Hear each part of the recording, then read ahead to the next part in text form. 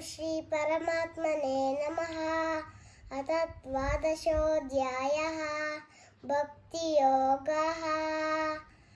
अर्जुन उवाच एवं सततयुक्ता ये भक्ताः स्वं पर्युपासते ये चाप्यक्षरमव्यक्तं तेषां के योगा वित्तमाः।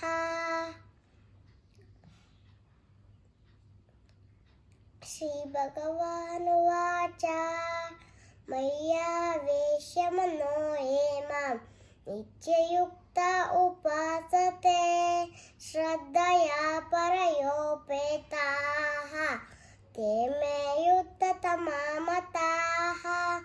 एत्वक्षरमनिर्देश्यम् अव्यक्तं पर्युपासते सर्वत्र गमचिन्तच्च कूटस्थमचलं ध्रुवं सन्नियम् ऐन्द्रियग्रामं सर्वत्र समबुद्धयः ते प्राप्नुवन्ति मामेव सर्वभूतहिते रताः।